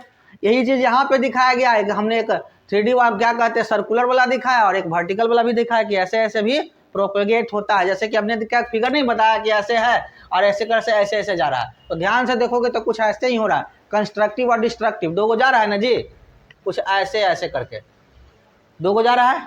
तो ये क्या होता है, तो ये इंटरफेरेंस के मूवमेंट को हमने इस फिगर के द्वारा दर्शाने की कोशिश की, दिखाने की कोशिश किया। इसमें कोई दिक्कत नहीं ना। ढेर हो गया क्या जी, कितना बजा, ढेर हो गया, टाइम कितना हुआ, बोरिंग में ना हो रहा है, अच्छा लग रहा है। अब यहाँ पर लॉन्गिट्यूडिनल वेव को और ट्रांसवर्स वेव को दोनों के फिगर के द्वारा दर्शाने की कोशिश किए हैं कि स्प्रिंग के अंदर जो होगा वो आपका क्या कहते हैं, जो ऊपर दिखाया गया है वो स्प्रिंग है, तो इसके अंदर क्या हो रहा है, ट्रांसवर्स वेव हो रहा है, और एक जो हो रहा है इस तरह से वाइब्रेट हो रहा है उसे क्या कहते हैं, लॉन्गिट्यूडिनल वेव। तो ट्रांसवर्स वेव इस तरह से ऐसे ऐसे मोशन करेगा, ये ट्रांसवर्स वेव, और लॉन्गिट्यूडिनल वेव इस तरह से वेव का मोशन करेगा। तो फिगर के द्वारा दर्शाने की कोशिश की। आप लोग भी जब डेफिनेशन लिखिएगा तो फिगर को बना लीजिएगा। वो 3D फिगर जो एनिमेटेड फिगर है वो तो बनेगा नहीं, लेकिन नॉन एनिमेटेड फिगर उसको बनाते चलिएगा, तब जाके अच्छे से होगा, ठीक है। उसके बाद आगे की ओर चलते हैं। बीट्स, बीट्स को हम लोग समझते हैं। बीट्स क्या होता है, बीट्स मतलब समझते हो, धड़कन, देखो हार्ट बीट, हार्ट बीट कभी देखे हो, कभी ऐसे छुए हो, कैसा करता है भाई, नहीं सुने हो, दिल निकाल के देख दो। जो गाना नहीं सुने हो जी, दिल चीर के देख तेरा ही नाम होगा, ठीक है। तो तुम लोग को ऐसे अगर कोई लड़का अगर ऐसे बोले तो कि भगवा दिखाइए दे, हमरा प्रैक्टिकल करे के है, बाकी तुम मर चाहे जी, हमरा कोई मतलब नहीं है। जहाँ कोई ऐसे बोले ना तो दिखाइए दे हमरा प्रैक्टिकल के प्रैक्टिकल होगा, बाद में देखेंगे कि हाँ कि ना, ठीक है ना। तो जो बौराइट रहता है, कभी कभी देखो, कभी कभी कोई लड़के जो होते हैं आज के डेट में खून से नाम लिख देगा, लड़की बेवकूफ, क्या कहते हैं, अरे बाप खून से ना, हमको बहुत लगता है, हमारे लिए तो जानो दे सकता है। अरे इतनी सुनी काट के 4 ग्राम खूनवा भाव से कोई मर जाएगा, तुम बेवकूफ हो, उसके चक्कर में पड़ते हो, कभी नहीं। कहो कि अगर खूने बहाना है तो या कोई व्यक्ति क्या करेगा ना, जहर खा लेगा, और जहर खा के क्या कहेगा ना कि हम भगवान मरे चाहे चुका कि जहर खा ले। तो कोई दुनिया के दुश्मनों होगा और जानेगा कि जहर खा ले तो उसको मर देगा, किसी न किसी को कह देगा, टांग के लेकर चल जाएगा तो बच जाएगा। सामने वाला सोचे कि हमारा लिए जहर खा, तुम्हारे लिए जहर खाओ तो तुमको बेवकूफ बना रहा है। तो कभी भी ये सब क्या कहते हैं, पागलपंती के झांसे में नहीं पड़ना है, लाइफ बर्बाद कर देगा। ये आपका 4 ग्राम खून करके क्या कहते हैं, आपका कम से कम 40 साल बर्बाद कर देगा। 40 साल आप उसी क्या कहते हैं ट्रॉमा में पूरा जीवन व्यतीत करते चल जाएंगे, और जब होश में आएंगे तो लगेगा कि हमने अपना लाइफ बर्बाद कर लिया। काश उस समय सुधर जाते तो हम अपना लाइफ बना लेते, ठीक है। तो कभी इन सब सारी चक्रों से दूर रहना है। आप लोग का बस 2 ही काम है, जम के खाओ और दम लगा के पढ़ो। तीसरा काम के चक्कर में पढ़ोगे बउआ बर्बाद हो जाओगे, दम धक धक धक धक जो अभी ना सुने ना हो, बाद में खास करके लड़के लोगों को समझाते हैं कि बउआ अभी जैसे कि सक्सेस नहीं हो, लड़कियों का क्या है, न पढ़ला बाबूजी 1 कट्ठा बेच देथु न दुल्हा ही, नौकरी वाला 1 के भी भेज देंगे, बिना कमैले क्या कहते हैं 50,000 के मालकिन हो जाती हो महीने महीने, तो उसको क्या टेंशन है। लेकिन बउआ लड़का लोग का स्थिति खराब है कि अगर ना सेटल हुआ तो कौओ कुत्ता ना पूछेगा। अभी दम बड़का बड़का झुल्फी लेके पूरा KTM लेके घूम रहे हो, लेकिन जैसे ही अगर पहले तो कि शादी ना होता है, लेकिन अगर हो भी गया ना तो जो KTM पे घूमते थे ना, पटाख से क्या कहते हैं KTM बेचोगे, वो ले लोगे सेकेंड हैंड स्प्लेंडर, और टिफिन में खाना, सवेरे 9 बजे से क्या कहते हैं 6 बजे तक ड्यूटी, और 9 से 6 इतना ड्यूटी करना पड़ेगा कि आगे घरे आगे किसी से क्या कहते हैं फोनों पर कोई यार दोस्त बोलेगा ना कि सुनो ना यार क्या कर रहा है, तो कि भाई रख नींद आ रहा है, थक के सो जाओगे। तो अभी के मेहनत कर लो तो बाद में आपको मेहनत करने की जरूरत नहीं है, आराम से कलम डोला के जीवन जिएंगे। लेकिन अभी मेहनत ना करेंगे, झुल्फी लगा के घूमेंगे तो जीवन ऐसा ही होगा। तो कभी भी 4 बूंद खून के चक्कर में क्या कहते हैं अपना जीवन बर्बाद न करते। बर्बाद करता है तो करे, होता है तो हो, लेकिन अपना जीवन बर्बाद नहीं करेंगे। तो बीट्स के बारे में बताया गया कि जिस प्रकार से हमारा हार्ट क्या होता है, अगर सुनोगे अगर क्या कहते हैं आला लगा के, तो धक धक धक धक धक धक करता है, धक धक यानी हाई लो हाई लो, यही ना होता है। धक धक का मतलब ये नहीं होता कि हम आपको गाना सुना धक धक धक, नहीं, हम आपको बता रहे हैं कि जब ऐसे करता है तो हल्का धक, अब फैलता है तो धक धक धका धक करते रहता है, वही होता है ना जी। धक धक को कोशिश कर फूला तो धका धक, अगर क्या कहते हैं चिक सिकुड़ा तो धुक धुक धुक धुक, तो धक धुक धक, तो वही धक धक धका धक धुक धुक धुक को मिला के हो जाता है क्या, धक धक धक धक, है ना। तो वही चीज यहाँ पे बोला गया कि बीट्स क्या है, तो beats are created from the interference of two wave that are very close to each other creating higher and smaller amplitude in different region. क्या अभी हमने बताया कि बोला गया है कि दोनों का इंटरफेरेंस, यानी क्या जो हार्ट बीट निकल रहा है, हार्ट बीट की ही बात किया तो हमारे कहाँ से निकल रहा है, हार्ट से।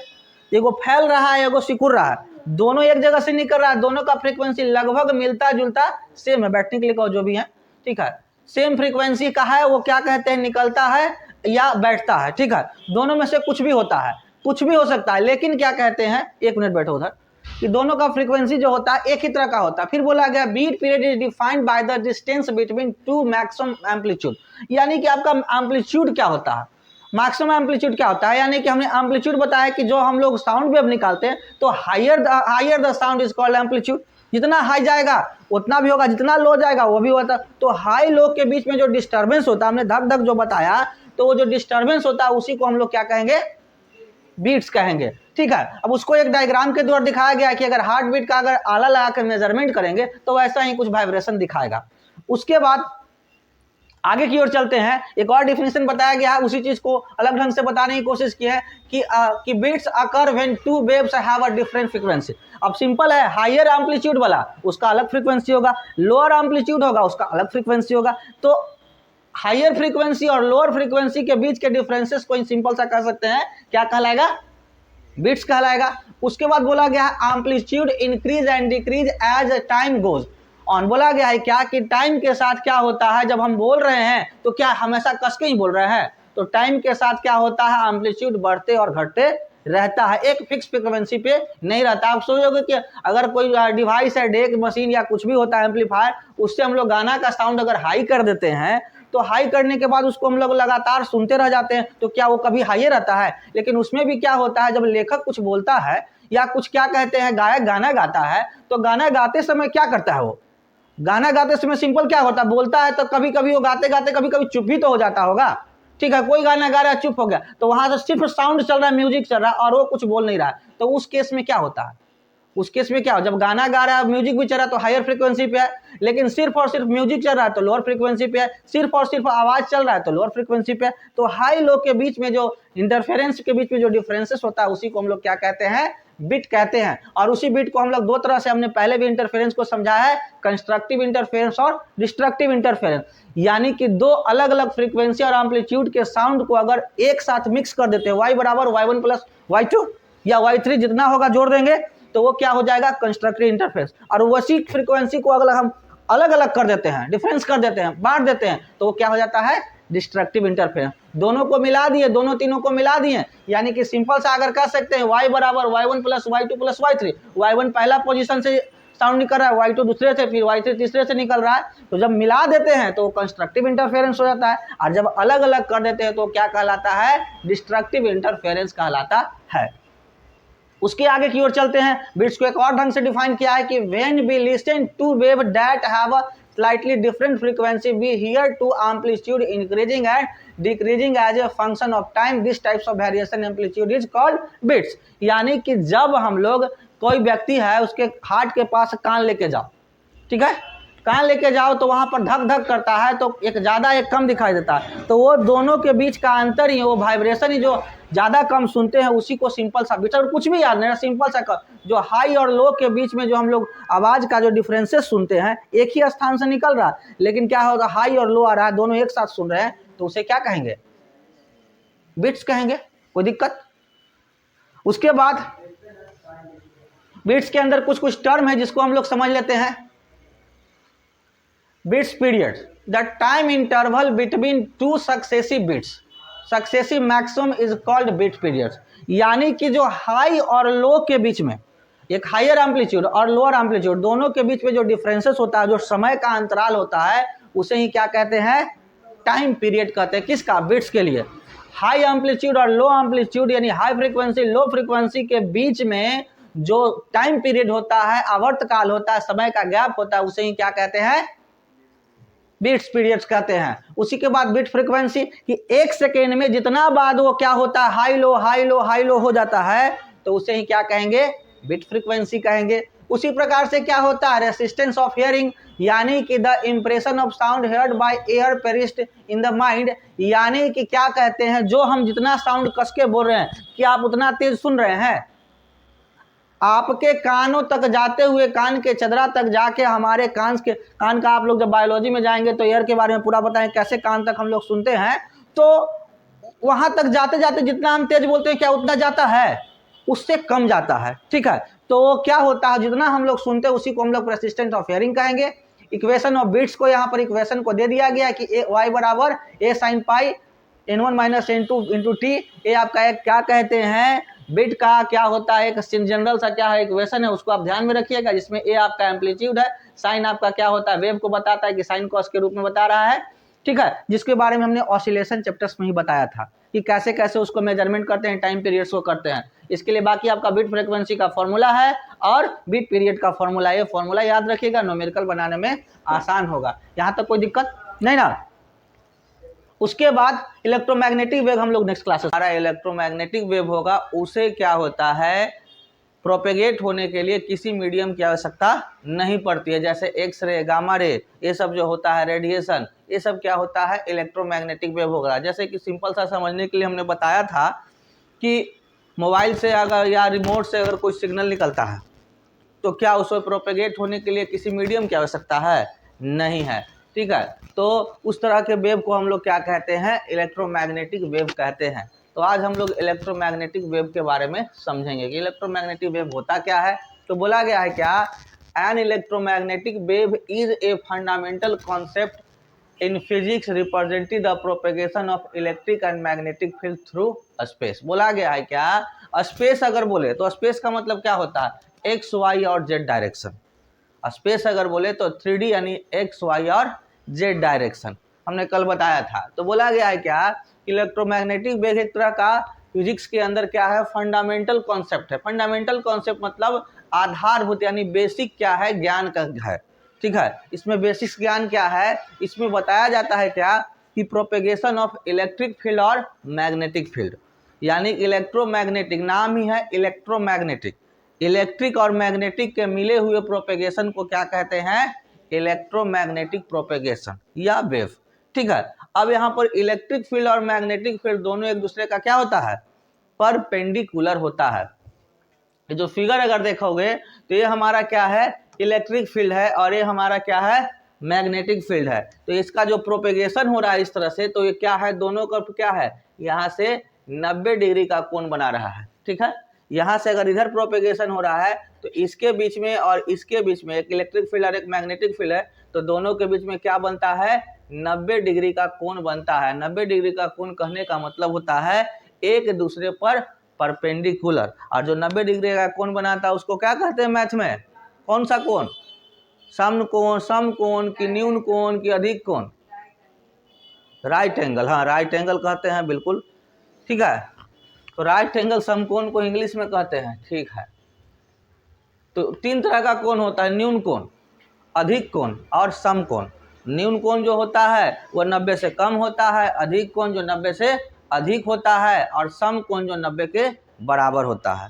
ठीक है, अब आते हैं दिमाग इसको किसी को इसको फार करा हो कि न्यून कोण अधिक कोण, उसी को इंग्लिश में कुछ कहते हुए दिमाग से निकला हुआ है, स्ट्रेट एंगल, हाँ एब्ट्यूस एंगल, ऑब्ट्यूस एंगल, एब्ट्यूस और ऑब्ट्यूस एंगल याद आ गया। तो वही चीज बोला गया है। अब इसके आगे बताया गया कि these wave which travel at the speed of light exhibit dual nature carrying both electric and magnetic component perpendicular to each other. बोला गया है क्या कि अगर आपका इलेक्ट्रोमैग्नेटिक वेव होगा तो उसका जो स्पीड होगा स्पीड ऑफ लाइट के बराबर होगा। ठीक है, और दोनों प्रोपेगेट करेगा इलेक्ट्रिक और मैग्नेटिक फील्ड, तो इलेक्ट्रिक फील्ड और मैग्नेटिक फील्ड एक दूसरे पर क्या होगा, परपेंडिकुलर होगा। आगे चल के डायग्राम से भी दिखाएंगे। फिर आगे बताया गया है क्या कि अगर आपका वेव जो होगा इलेक्ट्रिक फील्ड होगा, सॉरी इलेक्ट्रोमैग्नेटिक वेव होगा, तो वह डुअल नेचर को रखेगा। डुअल नेचर क्या होता है, मतलब दोहरी प्रकृति का। तो आगे चल के जब हम लोग वेव ऑप्टिक्स चैप्टर्स में पढ़ेंगे 12th में, तो वहाँ पे बताया जाएगा क्या कि एक व्यक्ति ने बताया क्या कि जो लाइट होता है, प्रकाश या होता है, वो क्या कहते हैं पार्टिकल नेचर का होता है। और एक बोला कि क्या कहते हैं वो पार्टिकल नेचर है, वो लाइट नेचर का होता है। मतलब कि वेव जो होता है पार्टिकल भी होता है और क्या कहते हैं लाइट जैसा भी गुण करता है। तो अंतिम में ये चेक किया गया, जो मिस्टर आइंस्टीन शायद बताए थे, एग्जैक्ट याद नहीं है उनको किसने दिया था, तो मिस्टर आइंस्टीन ने बताया क्या कि क्या कहते हैं डी ब्रॉगली डुअल नेचर कुछ करके पढ़ना है 12th में। उसमें बताया गया क्या कि हमारा जो वेव जो होता है वो डुअल नेचर का होता है, यानी उसके अंदर पार्टिकल का भी गुण होता है और कुछ का गुण होता है, लाइट्स का भी गुण होता है। ठीक है, दोनों गुण उसके अंदर पाया जाता है। तो बात की बात है, हम लोग जब 12th में जाएंगे तो उसको और डिटेल करेंगे। अभी बस इतना समझ लेते हैं क्या कि इलेक्ट्रोमैग्नेटिक वेव को प्रोपेगेट होने के लिए किसी मीडियम की आवश्यकता नहीं पड़ती है। वहाँ पर जब इलेक्ट्रोमैग्नेटिक वेव प्रोपेगेट होता है तो इलेक्ट्रिक फील्ड मैग्नेटिक फील्ड एक दूसरे पर परपेंडिकुलर होता है। और बोला गया है कि हमारा जो इलेक्ट्रोमैग्नेटिक वेव होता है डुअल नेचर का होता है और उसका जो स्पीड होता है स्पीड ऑफ लाइट के बराबर होता है। कोई दिक्कत यहाँ तक नहीं ना। उसके बाद बोला गया है क्या इलेक्ट्रोमैग्नेटिक वेव का encompass a broad spectrum include radio wave, microwave, infrared, visible light, ultraviolet ray, x-ray and gamma ray। ये सारे जो है उसका क्या है, किसका एग्जाम्पल है, इलेक्ट्रोमैग्नेटिक वेव का। ठीक है, उसके बाद बोला गया है दे प्ले अ क्रूशियल, ये हमारा क्या है THEAY, they play a crucial role in communication technology and scientific exploration। Understanding the electromagnetic wave is a foundation in field like optics, telecommunication and to a study of electromagnetic spectrum in diverse application। बोला गया है क्या कि इसका बहुत सारा क्या कहते हैं उपयोग इलेक्ट्रोमैग्नेटिक वेव का हमारे कम्युनिकेशन सिस्टम यूज किया जाता है। कम्युनिकेशन सिस्टम मतलब समझते हो, कम्युनिकेशन बात करने का, एक दूसरे से सिग्नल्स को ट्रांसफर करने में इलेक्ट्रोमैग्नेटिक वेव का क्या है, बहुत बड़ा रोल है। कोई दिक्कत यहाँ तक। अब आगे की ओर चलते हैं। आप लोग अगर 11th लेवल तक अगर समझिए तो इतना भी काफी है, लेकिन थोड़ा सा और हम लोग डिटेल करते हैं। अब ये हमारा क्या है, इलेक्ट्रिक फील्ड है। क्या है हमारा, ये इलेक्ट्रिक फील्ड है। ये क्या कर रहे हैं, यहाँ पे दिखाया जा रहा है इलेक्ट्रिक फील्ड और ये दिखाया जा रहा है क्या, मैग्नेटिक फील्ड। और ये क्या कर रहा है, प्रोपेगेट हो रहा है। क्या हो रहा है, प्रोपेगेट हो रहा है। तो जब प्रोपेगेट हो रहा है तो दिखाया जा रहा है क्या कि ये दोनों क्या होता है, एक दूसरे के क्या होते हैं, परपेंडिकुलर होते हैं। परपेंडिकुलर मतलब क्या होता है, 90 डिग्री होता है। प्रोपेगेशन को इस तरह से दिखाया गया, एक दूसरे के परपेंडिकुलर। फिगर जो हमने प्रीवियस में दिखाया था, उसके आगे चलते हैं, थोड़ा सा और समझते हैं। तो ये जो हमारा फिगर है वही चीज है कि जब इलेक्ट्रिक फील्ड एक स्थान से, समझ लो कि क्या कहते हैं, इलेक्ट्रिक फील्ड अगर एक स्थान से दूसरे स्थान पर इधर की ओर प्रोपेगेट हो रहा है, ठीक है, तो ब्लू वाला लाइन को क्या कहते हैं, इलेक्ट्रिक फील्ड के रूप में कहा गया है। और किधर रेड वाला लाइन को क्या किया गया है, मैग्नेटिक फील्ड के रूप में किया। तो दोनों एक दूसरे का परपेंडिकुलर होता है और वहीं पर क्या कहते हैं, वेवलेंथ वगैरह को भी दिखा दिया गया है। ठीक है, तो बस वही चीज हम लोग को समझना है क्या, इलेक्ट्रिक फील्ड मैग्नेटिक फील्ड के कॉम्बिनेशन का प्रोपेगेशन ही क्या कहलाता है, इलेक्ट्रोमैग्नेटिक वेव कहलाता है। ठीक है, और ये प्रोपेगेशन के लिए किसी भी मीडियम की आवश्यकता नहीं होती है। वेवलेंथ वगैरह तो हमने बता ही दिया था पहले से।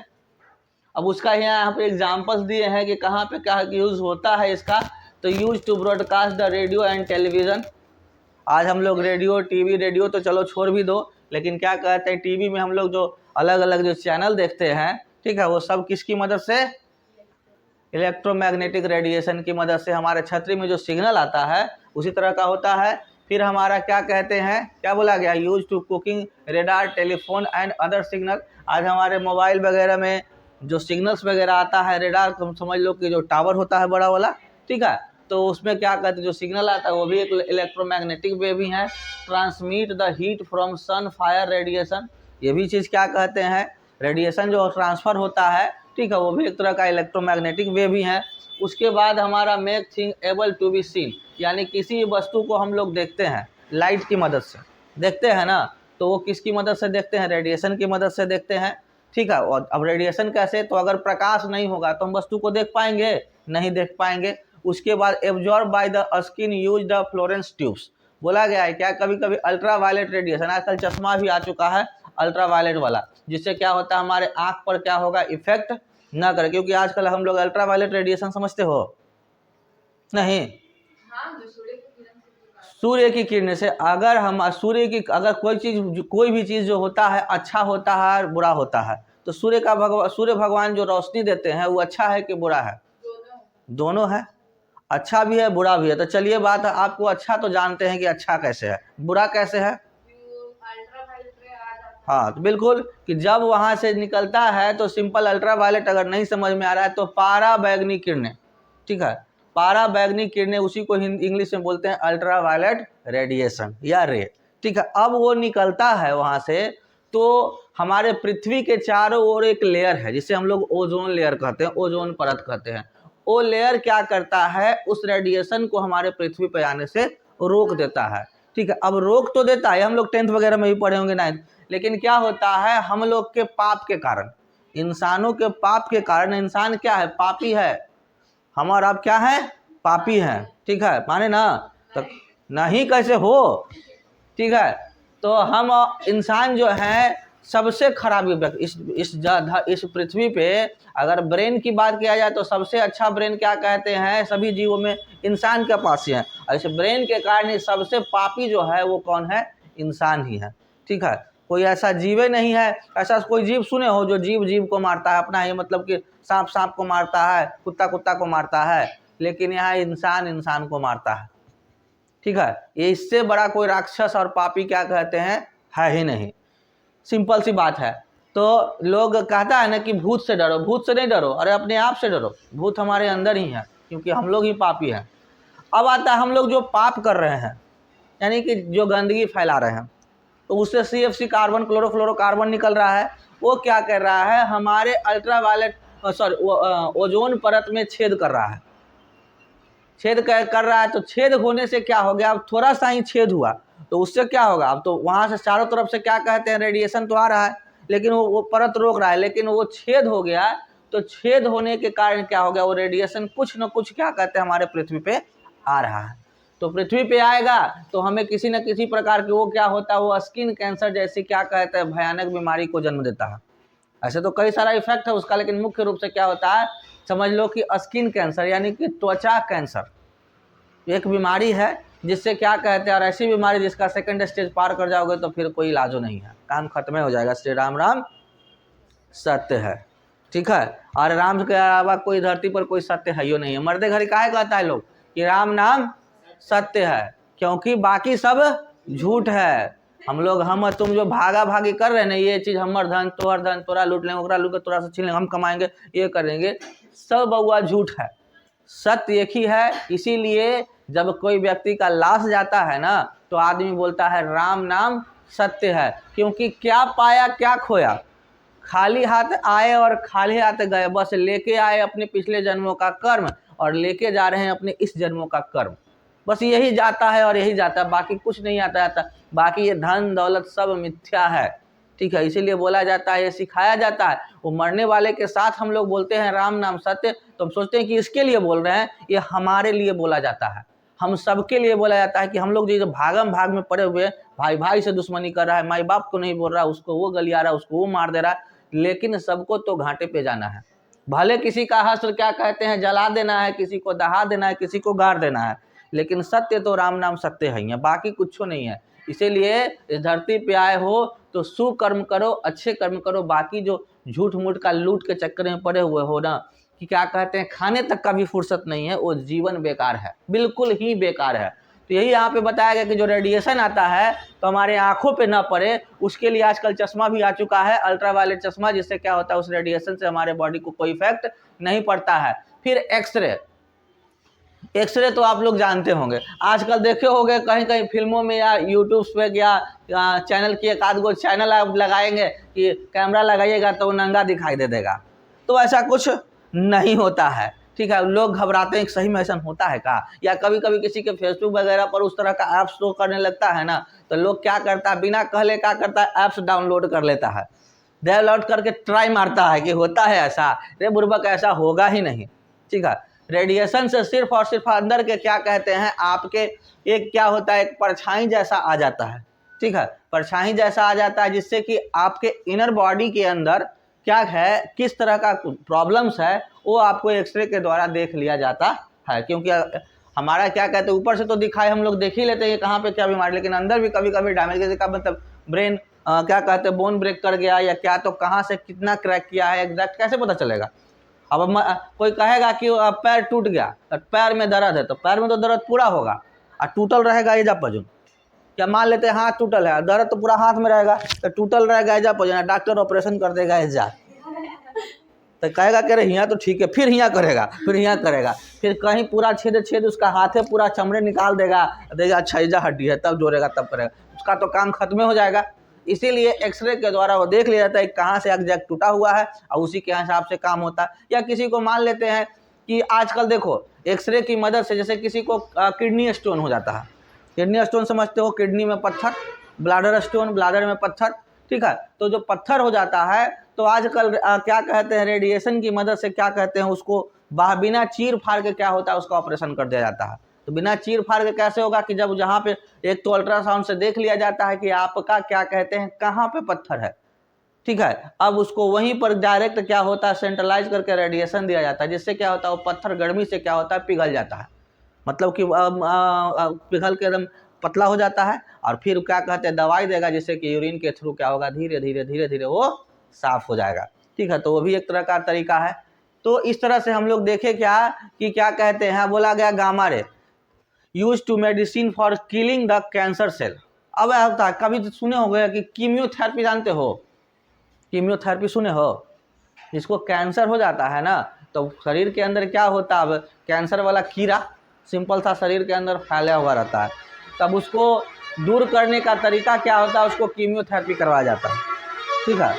कीमियोथेरेपी करवा के एक बार दो बार तीन बार कई बार करवाता है तब जाके वो ठीक होता है, जिससे क्या होता है कि आपके शरीर का क्या होता है कैंसर वाला कीड़ा खत्म हो जाएगा और आपका ब्लड या आपका बॉडी जो होता है नॉर्मल हो जाएगा और आप जी लेंगे। लेकिन ये बहुत महंगा इलाज है, सबके औकात से बाहर है, ठीक है। और इसकी कोई गारंटी नहीं है कि एकदम 100% आप ठीक हो जाएंगे। तो आप इलाज करवाइए, दवा खाइए। तो ये क्या कहते हैं अमीरों के लिए है, गरीबों के लिए बउआ अगर सेकंड स्टेज पार कर गया कैंसर तो समझो कि उसका काम खत्म है, उसको कोई बचाए वाला नहीं है। ऑर्गन कैंसर वगैरह हो जाता है चलो किसी मान लेते हैं, खास करके महिलाओं को आजकल बताते हैं, ये सब जानकारी बहुत ज़रूरी है। किसी को क्या होता है पीरियड्स के दौरान क्या होता है बहुत सारा प्रॉब्लम्स होते रहता है, ठीक है, और वो छुपाया जा रहा है, तो वो बच्चेदानी में क्या होता है, ओवम्स में क्या होता है, वो सिर्फ जख्म ले लेता है और वो जख्म धीरे धीरे आप दर्द का दवाई खा के अपने दर्द को छिपाए जा रहे हैं।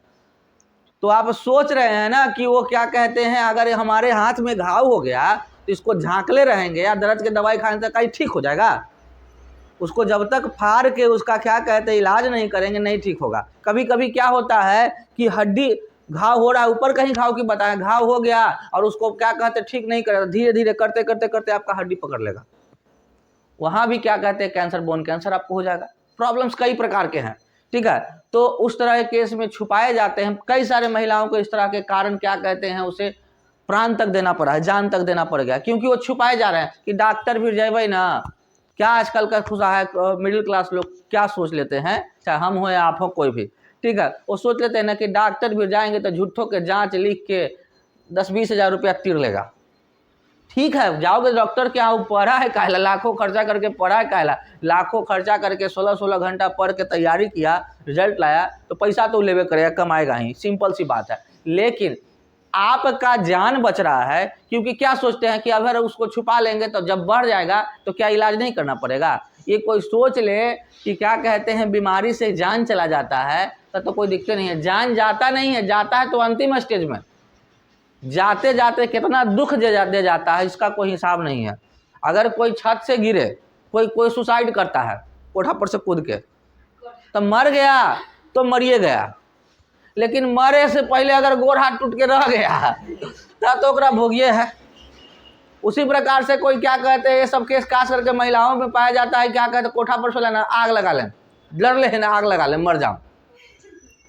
मर गया था तो तरिए गया, लेकिन अगर जी गया तो उसका जीवन नरके न है, नरक हो जाता है जीवन, कोई पूछता नहीं है। इसीलिए क्या कहते हैं, ये सारी चीज़ें जो करते हैं बेवकूफ़ी है, जीवन अपना ये। इलेक्ट्रोमैग्नेटिक वेव यहाँ पर क्या कहते हैं, कीमियोथेरेपी में यानी कैंसर को मारने के लिए भी गामा रे की मदद से किया जाता है। तो इस तरह से हमने इलेक्ट्रोमैग्नेटिक रेडिएशन का पूरा डिटेल क्या कहते हैं पढ़ लिया। बाकी हम लोग क्या करेंगे नेक्स्ट क्लासेस में अगले चैप्टर्स को देखेंगे। चैप्टर हमारा कंप्लीट हो चुका है। अगर किसी को दिक्कत हो क्वेश्चन आंसर कीजिएगा, दिक्कत हो फिर क्लासेस में पूछिएगा। तो आज जो बताया वहाँ पे कहीं से कोई दिक्कत है ना।